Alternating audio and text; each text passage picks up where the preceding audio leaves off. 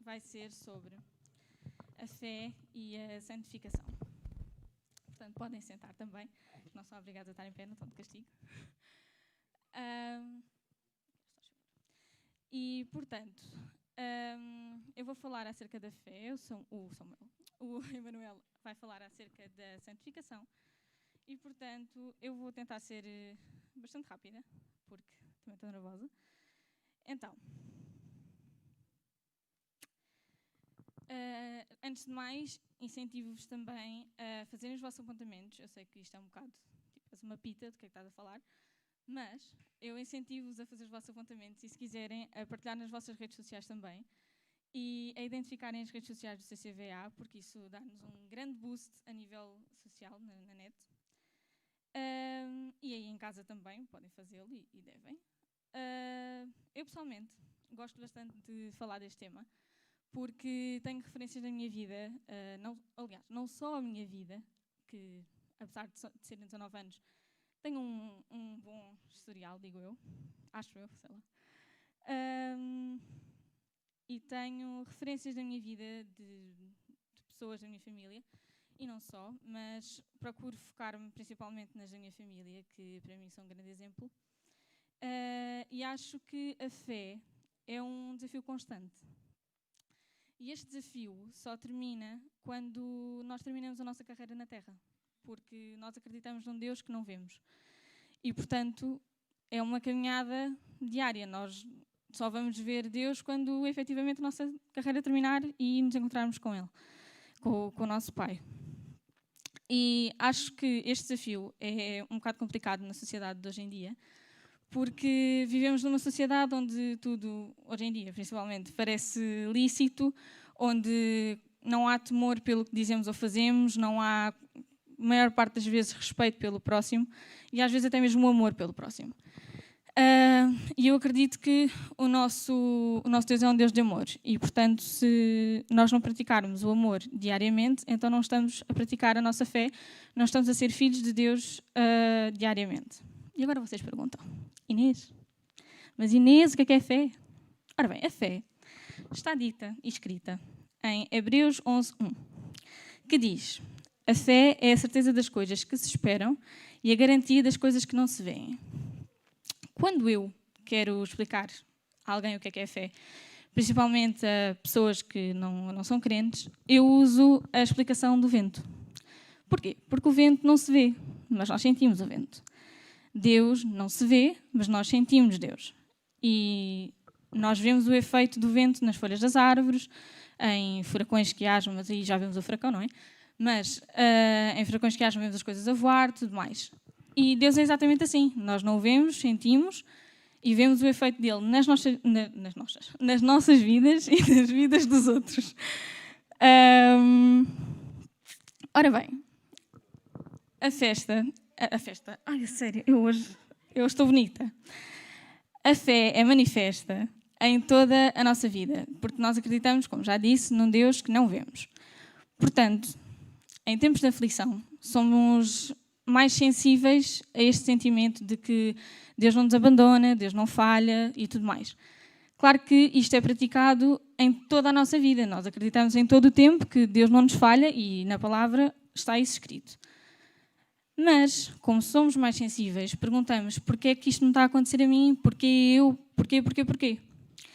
E eu hoje vim partilhar convosco um ensinamento que, e não só, mas um ensinamento que tanto a minha mãe como os meus avós me ensinaram, que é, nós não devemos perguntar o porquê. O porquê a Deus pertence. Nós devemos perguntar para quê.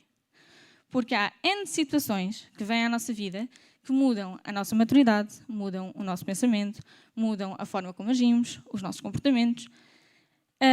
E nós, por vezes, podemos não perceber porquê isto agora, para quê isto agora, mas mais tarde iremos perceber e temos que ser pacientes e efetivamente confiar em Deus, ter a fé de que Deus estará connosco. Agora, um pequeno testemunho, porque eu não sou eu, se eu não falar da minha vida. Então, houve uma fase este ano, que é o momento mais recente, que foi em janeiro, quando a minha avó faleceu.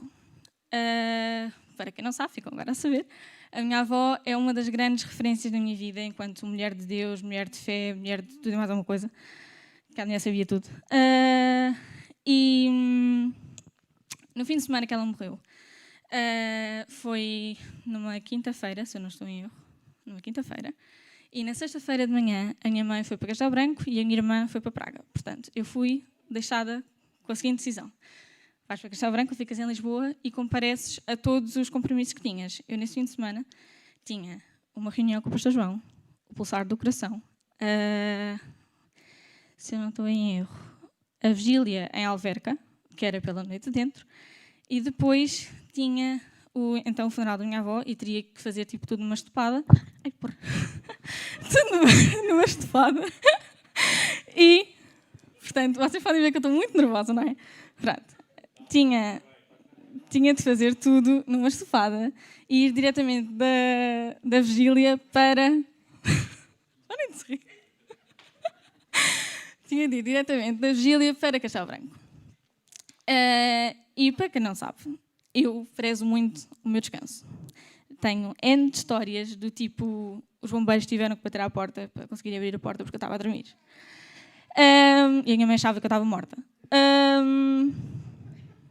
Portanto, eu prezo muito o meu sono, ok? Então, nesse fim de semana, eu literalmente orei antes da minha mãe chegar a casa e disse: Deus, meu amigo, eu não me sinto capaz. Porque eu tinha tudo e mais um par de botas para fazer. E eu não me sentia capaz. A minha referência, a mulher da minha vida, não sou homem, mas era a mulher da minha vida, tinha acabado de falecer. Portanto, a minha referência do tipo, agora, quando eu precisar de alguma coisa, a quem é que eu vou recorrer? Claro que eu recorro à minha mãe, e à minha irmã, que são os meus grandes alicerces, mas quando eu tinha algum problema, eu ligava à minha avó e dizia: avó, isto está a acontecer, preciso da tua ajuda, tipo, preciso de uma guideline.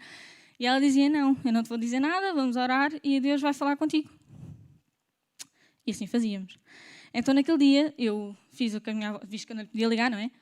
Fiz o que a minha avó me dizia constantemente, que era orar. E eu orei, disse que não me sentia capaz, que precisava que Deus me dissesse qual era o próximo passo, se ia para Castelo Branco, se ficava.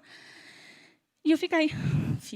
Fui ter com uma amiga minha antes da reunião com o pastor João, vim à reunião, o culto, vigília. E quando cheguei ao funeral, já cheguei um bocado atrasada, porque inclusive adormeci no autocarro e foi o meu tio que me acordou, porque lá está o descanso, prezo muito. E quando me despedi da minha avó, despedi-me dela, dei-lhe um beijinho, e quando eu voltei a subir o meu corpo, eu estava em prantos.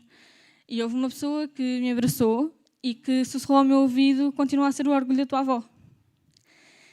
E eu, quando me dizem continuar a ser o orgulho da tua avó, para mim, primeiro, o orgulho para mim é uma palavra bastante forte. E depois, quando me disseram isso, que eu sentia que era só mais uma, porque, para quem não sabe, nós somos 15 netos, para aí, então eu achava que era só mais uma. E não devido daquilo que a minha avó sentia pelos netos dela, porque eram todos os meninos dos olhos dela, mas aquilo teve um grande impacto em mim. E eu, nesse momento, fechei os meus olhos, porque eu efetivamente senti que eu não era capaz de fazer aquilo tudo.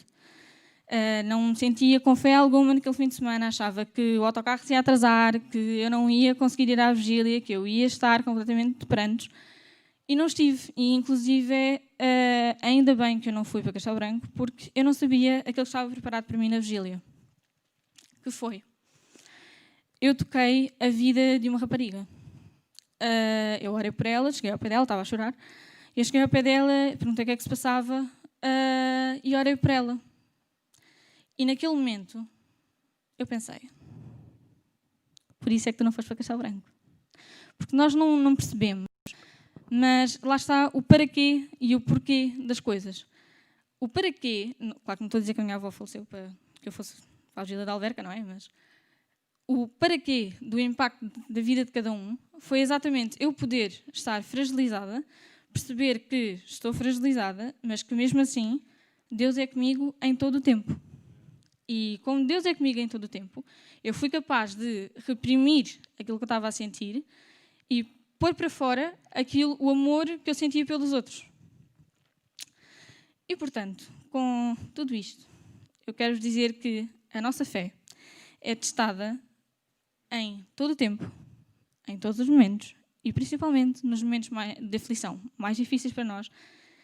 E acho que é por isso que nós devemos ter um relacionamento íntimo e diário com Deus. Porque é assim, nós não podemos pedir a Deus, ser comigo neste teste, ser comigo naquele exame, ser comigo naquela entrevista de emprego, ser comigo, whatever. Se nós não orarmos, se nós não tivermos um relacionamento, se nós não formos íntimas, não formos filhos de Deus. Porquê? Porque Deus nada. Em João 15, 1-7, está escrito: Eu sou a videira verdadeira e o meu pai é quem trata da vinha. Ele corta todos os ramos que em mim não dão fruto e limpa os que dão fruto, para que deem ainda mais. Vocês já estão limpos pelo ensino que eu vos deixei. Permaneçam em mim, que eu permaneça em vós. Um ramo não pode dar fruto por si só, se não estiver unido à videira. Por isso, não podem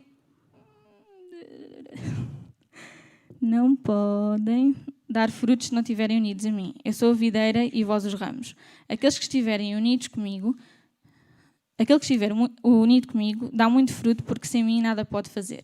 Todo aquele que não estiver unido a mim é lançado fora como um ramo e seca. Tais ramos são enfeixados e lançados ao fogo para arderem. Se continuarem unidos a mim e não esquecerem as minhas palavras, hão de receber tanto quanto pedirem. Portanto, se Deus é a videira e nós somos a vinha, nós somos a videira e quem trata da vinha é o Pai. Portanto, se assim é, nós não podemos simplesmente ser uma uvinha que caiu e pronto. Nós temos de estar constantemente ligados a Ele, constantemente a ser alimentados, constantemente a crer que Ele pode, constantemente a crer. Agora não fui eu. Constantemente a crer que Ele estará sempre na nossa vida. E se nós somos apenas uma uvinha que cai e olha, pronto, foi a vida, nós vamos desapegar-nos, vamos deixar de ter a fé, vamos começar a culpar Deus de situações que nem sequer Ele é culpado, porque somos nós que tomamos as nossas decisões. E neste tipo de situações, como a que eu estive na situação da minha avó, nós temos sempre duas opções, que é, ou eu me mantenho ligada a Deus, ou eu simplesmente vou estagnar. E assim, eu pessoalmente preferi estar ligada a Deus e acreditar que Deus é a minha força em todo o tempo. Mas há pessoas que, pela sua sensibilidade, e não há nada de errado nisso, atenção, pela sua sensibilidade, afastam-se um bocadinho. E isso é normal. Agora, não podem afastar-se completamente. Porque aí vocês vão perder tudo aquilo que conquistaram. E depois, para vocês, nós, vai ser cada vez mais complicado voltar a ter essa intimidade toda. Mas para isto não acontecer, existem pessoas que são referências nas nossas vidas. Isto é, ter alguém como uma referência na nossa vida não é idolatrar. Há uma linha muito ténue que separa a idolatria da referência. Idolatria é quando nós temos alguém que a pessoa diz amém, nós dizemos sim, Senhor, nós vamos fazer. A referência é, ok, aquela pessoa gosta da forma como ela lida com os problemas dela e acho que é um exemplo para mim, identifico-me. E agora, esta palavra agora é difícil. Deuteronômio 5, 8-10 diz: Não faças imagem de falsos deuses, representando seja o que for daquilo que existe no céu ou na terra ou na água, debaixo da terra. Não os adores nem desprestes culto, porque eu, o Senhor, sou um Deus que não tolera quem tenha outros deuses. Por causa das culpas que os pais cometem contra mim, sou capaz de castigar os filhos e até netos e bisnetos, mas também pago com amor durante 1000 gerações àqueles que me amam e cumprem as minhas ordens. Deus é Deus, só há um. Eu lembro-me de cantar uma música na Super Igreja que dizia: tu não vais para o céu a cavalo no camelo, tu não vais para o céu de trotinete. Portanto, eu vou para o céu pela minha caminhada com Deus. Eu vou para o céu porque Deus é comigo, porque sou eu e Deus. Eu sou a personagem principal do teatro que é a minha vida. E vocês são os personagens principais do teatro que é a vossa vida. Não podem deixar que aconteça ao contrário. E estas pessoas que são as referências da nossa vida podem ser nossas amigas ou não. E, portanto, também devemos ter amigos que leiam a palavra connosco. Estes amigos não são aqueles amigos do tipo do xiripitatá que vêm ter connosco e dizem: eu tenho uma palavra para ti. É uma palavra do Senhor é uma palavra para ti. E a seguir dizem uma opinião delas e não do Senhor. As pessoas que são nossas amigas e que leem a palavra connosco são pessoas a quem nós recorremos e dizemos: olha, é assim, estás a passar isto, preciso de ajuda, o que é que eu faço? E essa pessoa, em vez de opinar, a pessoa vai ter convosco, lê a palavra convosco, ora convosco e diz: agora é esperar. O que Deus quiser, Deus vai fazer. E tu tens que estar atenta àquilo que vai acontecer. E é uma pessoa que vai mantendo contacto convosco diariamente. Esta pessoa pode ser um discipulador. Eu, por exemplo, desabafo imenso com a Dail, que é a minha discipuladora. Desabafo imenso com pessoas da igreja. E é assim, claro que é normal nós termos amigos fora da igreja. Pessoas que não são crentes. Claro, caso contrário, seríamos um mero clube em que vamos à igreja todos os domingos, os meus amigos são todos cristãos, eu sou bué da espiritual e tal e cenas. Não. É bom vocês terem amigos fora da igreja, até porque se não os tiverem, nem sequer estão a cumprir um dos nossos deveres, que é ir e pregar a palavra e converter pessoas. Isto pareceu um coisa é converter pessoas.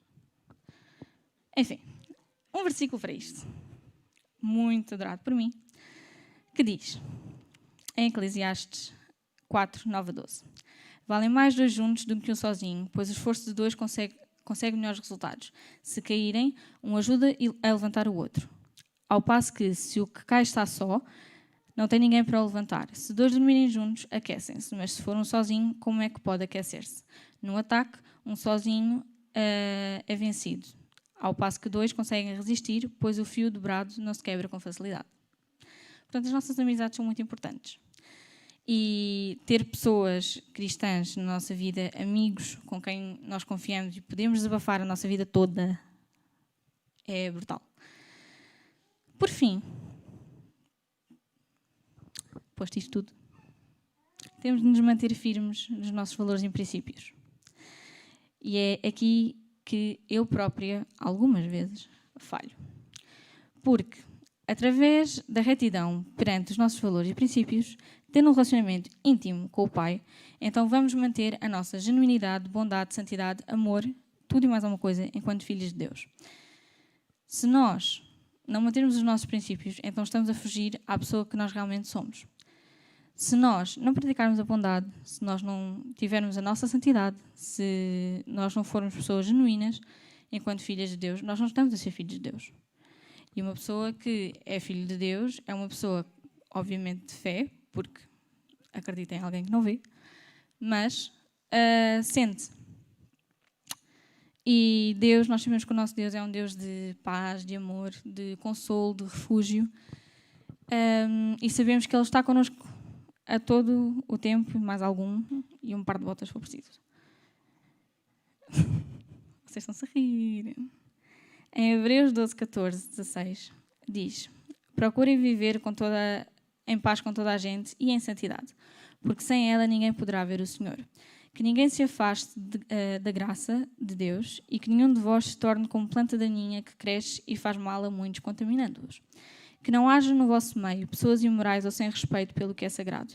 Não façam como Esaú, que por um prato de comida vendeu o seu direito de filho mais velho. Meus amigos, temos que nos manter firmes. Temos que nos manter firmes porque em todo o tempo... Eu vou fazer uma pergunta. Alguma vez Deus falhou convosco? Se alguma vez Deus falhou convosco, levantem a mão. Aí em casa também. Eu não estou a ver, mas eu sei que não, portanto, não há problema. Deus não falha. E como nós cantamos aqui, Deus é Deus dos impossíveis, Deus de milagres, caminho no deserto, luz na escuridão, e Ele não falha. Portanto, tirem as minhocas da vossa cabeça de que, mesmo com tudo aquilo que está a acontecer do coronavírus, vocês podem sim ter receio de sair à rua. As pessoas que estão em casa não são mais ou menos as pessoas que estão aqui. As pessoas que estão aqui não são mais ou menos as pessoas que estão em casa. São simplesmente pessoas que se sentem à vontade para o fazer, se sentem seguras. Pessoas que estão em casa não significa que não tenham fé qualquer. Significa que apenas não se sentem seguras. Pessoas que são de risco, pessoas que têm filhos pequenos, e todos sabemos que manter uma máscara na cara de uma criança pequena é... Oh mãe, estava a fazer comichão. Já foi. E entretanto já tocou na pomada, já tocou no acrílico, já tocou em tudo. Portanto, que nós sejamos filhos de Deus, filhos de fé, filhos de amor, filhos firmes na rocha. Perceberam a cena? Rocha. Firmes na rocha. Desculpem. Saiu. E pronto.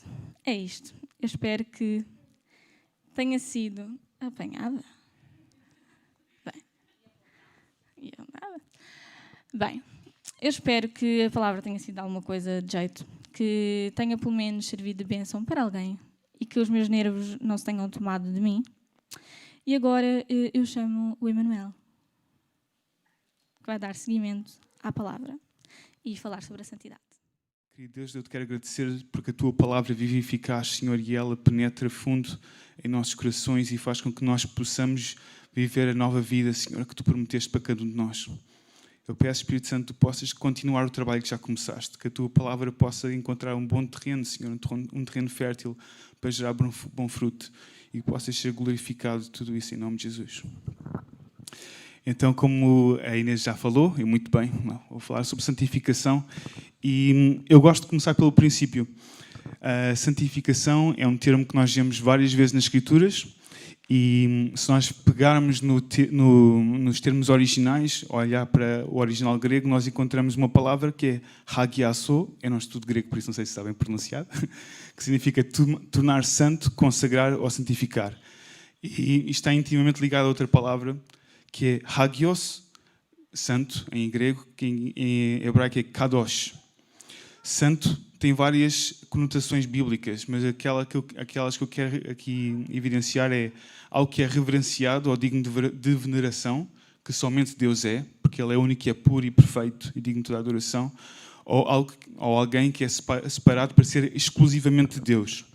Ou então também temos outro sentido que é, no sentido moral, ser puro, sem pecado, reto e incorruptível. E nós somos chamados para ser apenas dele, separados para Deus e para sermos moralmente puros, retos e sem pecado, separarmos do pecado. Então nós vemos, quanto à separação e dedicação a Deus, nós temos, por exemplo, o exemplo que está escrito em 1 Coríntios 6, 18, e eu vou citar de Almeida Corrigida e Fiel, todas as escrituras que eu vou ler. Diz, mas haveis sido lavados, mas haveis sido santificados, mas haveis sido justificados em nome do Senhor Jesus e pelo Espírito do nosso Deus. Não é? Portanto, isto é uma garantia que nós temos. Nós fomos separados quando nós aceitámos Jesus no nosso coração, quando nós tomamos a decisão de receber dessa graça, nós fomos tornados dele, somos separados para ele. E não só somos separados quando fomos salvos, quando recebemos o dom gratuito da salvação, mas quando nós diariamente caminhamos com uma postura intencional de viver consagrados a Deus, separados para Deus. O outro sentido que se vê é purificar. E há aqui vários tipos de purificação. Nós temos a purificação por expiação, que nos libertou da culpa do pecado. Temos aqui o exemplo também em 1 Coríntios 2, que diz... À igreja, a saudação que Paulo deu, à igreja que está em Corinto, aos santificados em Cristo Jesus, chamados santos, com todos que em todo lugar invocam o nome do nosso Senhor Jesus Cristo, Senhor deles e nosso. Portanto, não só aqueles que estavam em Corinto, mas todos aqueles que invocam o nome do Senhor são purificados por expiação do pecado, são tornados santos. E por isso também, Jesus, para santificar o povo pelo seu próprio sangue, padeceu fora da porta, dizem em Hebreus 13:12. Portanto, Jesus santificou-nos pelo seu sangue, pagou a expiação dos nossos pecados e fomos purificados. Temos um exemplo muito clássico também que Paulo usa na carta aos Efésios, no capítulo 5, 25 a 27, que diz: Vós, maridos, amai as vossas mulheres, também como Cristo amou a igreja e assim mesmo se entregou por ela, para a santificar, purificando-a com a lavagem da água pela palavra, para apresentar a si mesmo igreja gloriosa, sem mácula, sem ruga, nem coisa semelhante, mas santa e irrepreensível. Isto somos nós. É quem nós fomos chamados para ser. E vemos também outro tipo de purificação, que é a purificação interna por reforma da nossa alma. Nós vemos em 2 Coríntios 7:1, purifiquemo-nos de toda a imundícia da carne e do espírito, aperfeiçoando a santificação no temor a Deus. A santificação é claramente um produto de temor a Deus e da nossa obediência a Ele. E isto é uma escolha que nós tomamos diariamente. Nós vemos em 2 Coríntios 3,18: mas todos nós, com o rosto descoberto, refletindo como um espelho a glória do Senhor, somos transformados de glória em glória, na mesma imagem como pelo Espírito do Senhor. Portanto, é pelo Espírito do Senhor que nós somos transformados de glória em glória. Ao vivermos nesta nova aliança em Cristo, nós adquirimos e refletimos o caráter, a natureza de Jesus e, por sua vez, nós conhecemos os caminhos, o poder, a autoridade de Deus e eles são escritos no nosso coração e mente, quando nós vivemos nesta aliança. Isto só é possível se nós tivermos o dom da fé. Como disse muito bem a Inês.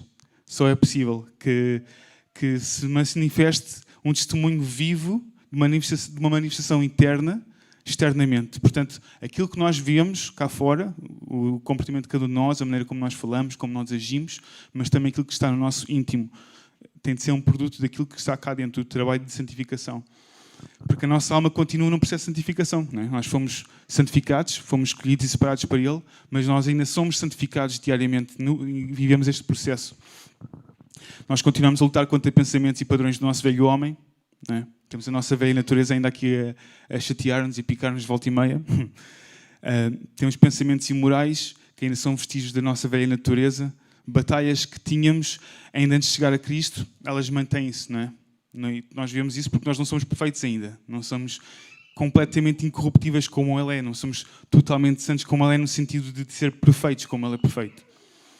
Por isso, a nossa alma, as nossas mentes, a nossa mente, as nossas emoções, os nossos pensamentos estão ainda neste processo de renovação, de transformação. Há uma citação que eu acho muito interessante de São Francisco de Assis que diz: toma cuidado com a tua vida. Talvez ela seja o único evangelho que as pessoas vejam. E com verdade isto é. O nosso comportamento é a nossa primeira pregação, não é? E o nosso comportamento revela quão santificado estás ou não, quão sério tu estás em alinhar a tua vida com aquilo que Deus quer. Por isto é que se pode dizer que a nossa profissão de fé não vale mais do que as nossas ações. Eu posso confessar com a minha boca que Jesus é Senhor e posso ser um sepulcro caiado e estar todo podre por dentro e todo partido e não ter experimentado a renovação de vida que Jesus nos dá. Acho que a Inês já leu em Mateus 7, mas Mateus 7:17, Jesus diz: toda a árvore boa produz bons frutos e toda a árvore má produz maus frutos. Não pode a árvore boa dar maus frutos, nem a árvore má dar bons frutos. Toda a árvore que não dá bom fruto corta-se e lança-se no fogo. Portanto, pelos seus frutos os conhecereis. Nem todo o que me diz Senhor, Senhor entrará no reino dos céus, mas aquele que faz a vontade do meu Pai que está nos céus. Muitos me dirão naquele dia: Senhor, Senhor, não profetizamos nós em Teu nome? E em Teu nome não expulsámos demónios? E em Teu nome não fizemos muitas maravilhas? Então lhes direi abertamente: nunca vos conheci. Apartai-vos de mim, vós que praticais a iniquidade. Por isso, não é porque nós estamos muito envolvidos, se calhar, no serviço ministerial ou na igreja, ou até achando que nós podemos estar super ocupados e temos uma vida que serve a Deus, porque fazemos tudo e mais alguma coisa. Isso não quer dizer que nós estejamos realmente a viver em pureza e santidade. Nós podemos praticar a iniquidade e, mesmo assim, estarmos super ocupados na igreja ou em qualquer área secular, achando que estamos a lutar e, se calhar, até estamos a fazer coisas que contribuem para o crescimento do reino de Deus. Porque mesmo no mundo secular nós vemos gente que continua a combater contra a injustiça e contra a corrupção, contra tantas coisas. Portanto, eles mesmo, não conhecendo às vezes Jesus, estão a contribuir para o reino de Deus. Mas isso não quer dizer que eles, no final, possam achar lugar no reino dos céus como herança. Então eu queria deixar algumas chaves para nós vivermos em constante santificação, neste processo contínuo. Número 1. Compromete com um estilo de vida de santidade. Cultiva santidade na tua vida. Isto é algo que decorre naturalmente de uma vida que está ligada em intimidade com Deus, como disse a Inês. Nós vemos em Salmos 24 que quem subirá ao monte do Senhor, ou quem estará no seu lugar santo, aquele que é limpo de mãos e tem coração puro, que não entrega a sua alma à vaidade, nem jura enganosamente, esse receberá a bênção do Senhor e a justiça do Deus da sua salvação. Vemos também em 1 Coríntios 6:9, que não sabeis que os injustos não hão de herdar o reino dos céus? Portanto, quando nós escolhemos não caminhar intencionalmente em pureza, mãos limpas e coração puro, e caminhamos em iniquidade, nós estamos a desprezar a santificação e por isso estamos a abdicar da nossa herança do reino de Deus. Pedro diz em 1 Pedro 1,15: mas como é santo aquele que vos chamou, sede vós também santos em toda a vossa maneira de viver. Portanto está escrito: sede santos porque eu sou santo. Reparem, em toda a vossa maneira de viver. Até naquilo que está aqui no nosso íntimo. Jesus disse claramente que, por exemplo, adultério não é simplesmente cometer isso fisicamente com alguém, mas até no nosso pensamento. Portanto, vamos cuidar daquilo que nós temos cá dentro. Em Hebreus 12 diz: deixemos todo o embaraço e o pecado que de tão perto nos rodeia e corramos com paciência a carreira que nos está proposta, olhando para Jesus, autor e consumador da fé. Amém? E depois no versículo 14 diz: segui a paz com todos e santificação, sem a qual ninguém verá o Senhor, como já foi citado hoje. Viver com um compromisso de santificação, de viver este estilo de vida, significa que quando nós erramos, nós arrependemos e olhamos novamente para Cristo. Quando nós erramos, geralmente é porque não estamos a olhar para Ele. Estamos entretidos com outras coisas. Estamos entretidos com a nossa carne, os nossos desejos que não estão sujeitos à sua vontade. Estamos distraídos com outras coisas. Se calhar achamos que, por exemplo, eu estou a aprender a tocar guitarra. Não estou, mas estou a dar um exemplo. Eu estou a aprender a tocar guitarra e a guitarra tornou-se um ídolo para mim. Passo mais tempo com a guitarra do que com Deus. E então começo a distrair-me, começo a perder o foco. E então nós temos de manter o foco em Jesus sempre e correr para Ele. Portanto, se nós erramos, arrependemos e voltamos a olhar na direção de Jesus. Isto é uma postura constante de arrependimento, de deixar o pecado e rumar para Cristo. Estar sempre voltado para Ele, porque Ele tem sempre os braços abertos para nós. Não basta confissão, é necessário arrependimento e restituição. Não basta tu confessar o teu pecado, tens verdadeiramente de viver com um coração contrito e arrependido. Ou seja, um coração que anseia ardentemente não estar fora da presença do Pai e não entristecer o Espírito Santo. Portanto, temos de viver com o coração quebrantado e contrito. E o meu conselho para vocês é: não vivas pelo não ao pecado. Porque quando nós vivemos pelo não ao pecado, eu vou pensar, muitas vezes, até onde é que eu posso ir sem estar a pecar? Quais é que são os meus limites? Não é? Mas esse é o foco errado. Vamos viver pelo sim a Deus. Vamos viver pelo sim à vida de Deus em nós. Se tu vives pelo até onde é que eu posso pecar, já estás a pecar. A tua consciência não está pura. Então, em vez de decidires o que é que eu posso ou não posso fazer, decide o que é que eu posso fazer para estar mais próximo do meu Pai. O que é que eu posso fazer para que a sua natureza seja aperfeiçoada em mim. Um estilo de vida de santidade reflete a cultura do reino de Deus. E a cultura é gerada como uma resposta natural aos valores que nós absorvemos. Como é que nós absorvemos valores? Treinando também a nossa mente. Por isso, número 2, medita na palavra de Deus até que estejas enraizado nela. A Bíblia dá-nos a conhecer a nossa constituição, a nossa herança e revela o caráter, a natureza e a vontade do Pai.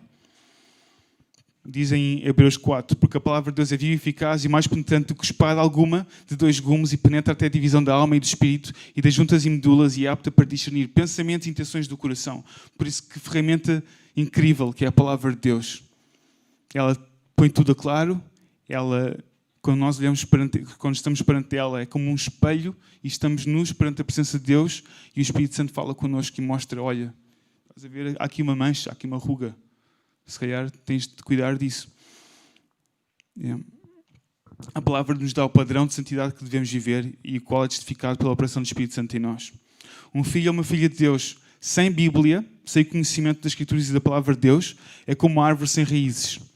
Ela é facilmente abalada e não tem forma de se nutrir, de crescer, de gerar frutos. Portanto, vamos estar arraigados na palavra. Em João, Jesus pediu ao Pai, rogando por nós: santifica-os na tua verdade. A tua palavra é a verdade. E como é que nós podemos purificar-nos? Diz em Salmos 119: como purificará o jovem o seu caminho? Observando conforme a tua palavra. A palavra de Deus é lâmpada para os nossos pés e ela afina o nosso GPS divino. Toda a Escritura é devidamente inspirada, proveitosa para ensinar, para corrigir e instruir em justiça, diz em 2 Timóteo 3. Portanto, quereres ouvir Deus sem conhecer as Escrituras, sem que teres a palavra enraizada em ti, é como esperar por uma chamada telefónica sem telefone. Não vai acontecer. Então, muitas vezes, há malta que pergunta-me: Manuel, como é que eu consigo ouvir mais de Deus? Não é? E é uma pergunta que muita gente diz: não é isso Deus. Olha, começa por conhecer as Escrituras, por ouvir Deus quando tu lês a palavra. E vais conhecer a sua natureza, a sua vontade, o seu propósito. Portanto, nós sabemos que Jesus é o Verbo encarnado, Ele é a palavra. Então, ponto número 3, que já foi dito também, permanece em Jesus. Eu sou a videira, vós as varas, quem está em mim... Pronto, isto já foi lido há pouco, João 15. Tenho isto como referência, que se nós permanecermos nele, nós daremos muito fruto. Mas se nós não permanecermos nele, se não estivermos nele, seremos lançados fora e quem colher, aquela que seca, que está lançada fora, lança para o fogo e arde. Portanto, nisto é glorificado o meu Pai, que deixe muito fruto e assim sereis meus discípulos. E nós vemos aqui em João 15 que permanecer nele é cumprir os seus mandamentos. É estar próximo da sua vontade e caminhar nisto. E assim, tal como Jesus permaneceu no Pai, porque ele cumpriu tudo o que o Pai lhe pediu, nós também estamos a cumprir. Diz em Gálatas 3, 26. Porque todos sois filhos de Deus pela fé em Cristo Jesus. Porque quando fostes batizados em Cristo, já vos revestiste de Cristo. Portanto, nós revestimos-nos quando nós entramos no corpo de Cristo, quando nós tornarmos um com Ele e recebemos o seu Espírito, nós revestimos das qualidades de Cristo. O caráter, a natureza e a sua autoridade. Agora nós podemos escolher não viver isto. Nós podemos escolher nunca tomar posse disto. Nós podemos viver alheios a isto e voltar para a nossa velha natureza e o nosso velho homem. Jesus modelou em tudo o que fez qual é a imagem perfeita do homem guiado pelo Espírito Santo. Nós temos em 1 Coríntios 15 este exemplo. O homem espiritual é como o segundo Adão, que sendo Jesus o segundo Adão. E o reino e a herança o reino de Deus é a herança do homem justo e espiritual que caminha com Ele. Para caminhar com Deus, nós temos de chegar a este quarto ponto, que é viver em rendição total a Deus. A santificação é um fruto da obediência e sujeição a Deus. Quando nós caminhamos em obediência, nós caminhamos com temor a Deus. E a minha pergunta para vocês é: estás mais preocupado em agradar a Deus ou agradar as pessoas?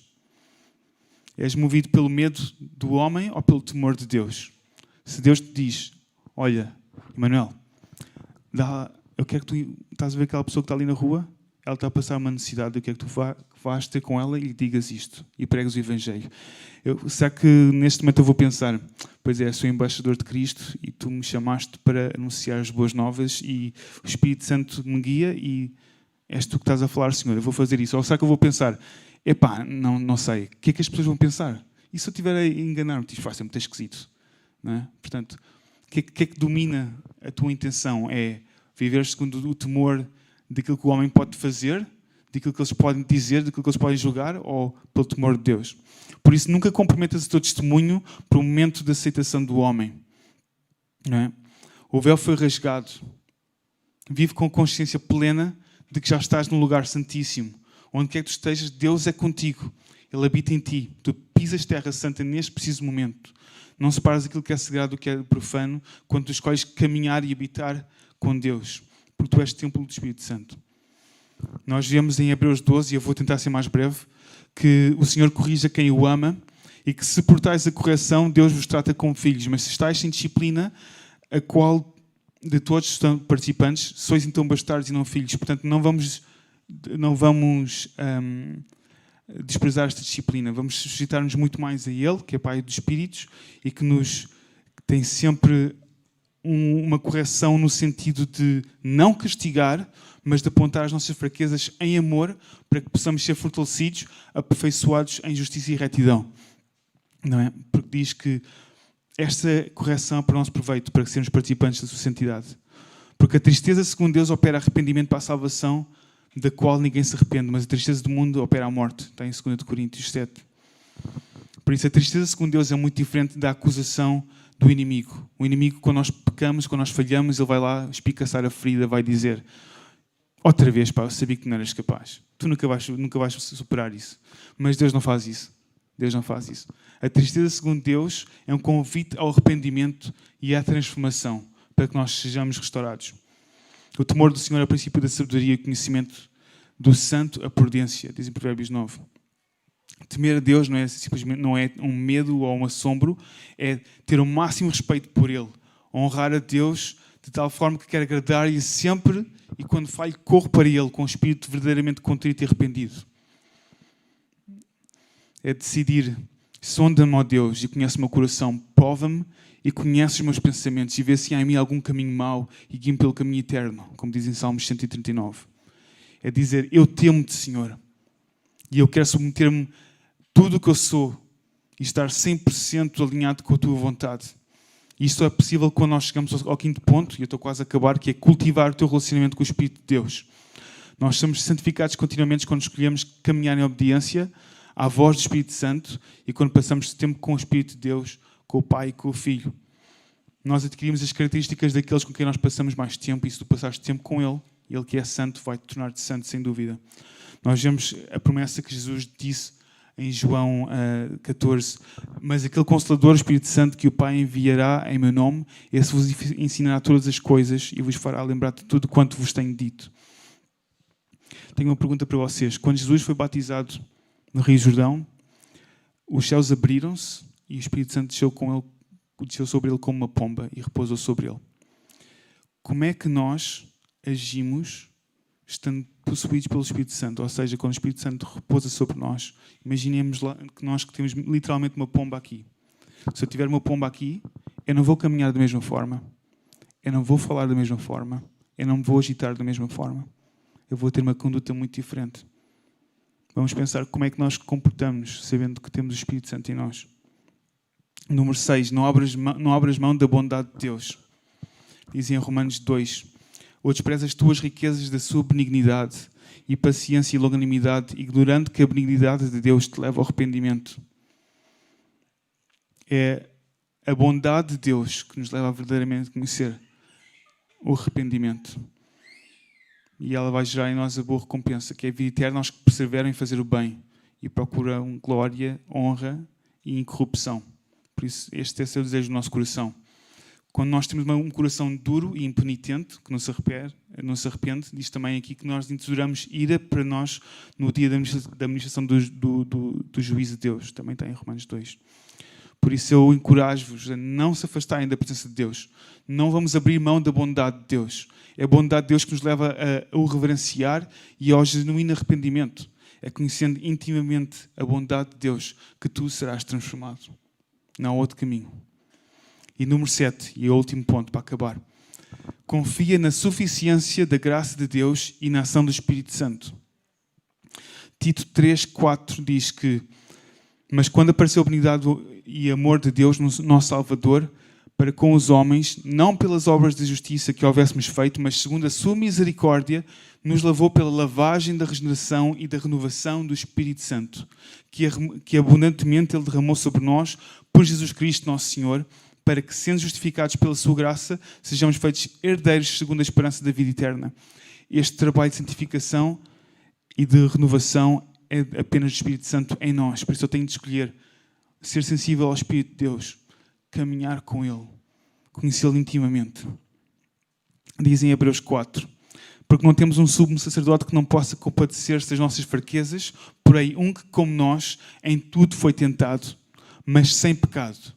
Cheguemos, pois, com confiança ao trono da graça para que possamos alcançar a misericórdia e achar a graça a fim de sermos ajudados em tempo oportuno. Por isso, nós sabemos que existe graça para nos ajudar em tempo oportuno. Só temos de nos chegar ousadamente, com confiança, a este trono de graça e chegar à presença do Pai e dizer: Pai, eu não consigo sozinho. Eu em mim mesmo não tenho força, não tenho capacidade para viver isto. Os teus padrões de perfeição são altos demais para mim, mas sabes que mais? Deus já te aceitou. Tu não tens de fazer nada para ser aceito e amado por Ele. Não há nada que tu possas fazer para te separar do amor dEle. Mas a boa notícia é que nós podemos caminhar em santidade como Ele nos chamou, porque Ele providenciou a sua graça para isso. Ele diz em 2 Coríntios 12, a minha graça te é suficiente, pois o meu poder se aperfeiçoa na fraqueza. Por isso, quando nós nos examinamos em frente à perfeita imagem de Jesus Cristo, que vemos na palavra, nós podemos estar seguros que nós temos a promessa e podemos estar confiantes de que Ele já abriu um caminho. Por isso, tendo recebido um reino que não pode ser abalado, retenhamos a graça pela qual sirvamos a Deus agradavelmente, com reverência e piedade, porque o nosso Deus é um fogo consumidor. Tem Hebreus 12. E que nós, no dia do juízo final, não sejamos achados no meio daquele fogo ardente e destruídos, mas que possamos viver hoje uma vida rendida a Ele. Pai, eu oro para que Tu possas verdadeiramente, Senhor, operar em nós este trabalho. Espírito Santo, que Tu possas queimar em nós todo o fruto de más obras, Senhor. Que Tu possas queimar tudo aquilo que ainda são palha, Senhor, perante Ti, que há em nós. Deus, refina-nos, Senhor. Tu dizes que és um fogo consumidor, mas também és um fogo que refina. Então, Deus, nós escolhemos pôr-nos no Teu altar da graça e sermos refinados por Ti. Pois nós sabemos que Tu és suficiente. Que o nosso coração seja o nosso altar para Ti, é o Teu altar. O nosso coração é o Teu altar. É isso. Meus irmãos, vamos continuar isso e continuar a perseverar em santidade e santificação e consagração. É possível. Deus abriu um caminho e o mundo precisa. Não é só por nós mesmos, mas é porque se nós não formos um testemunho vivo de quem Ele é, o mundo nunca vai conhecer quem Cristo é.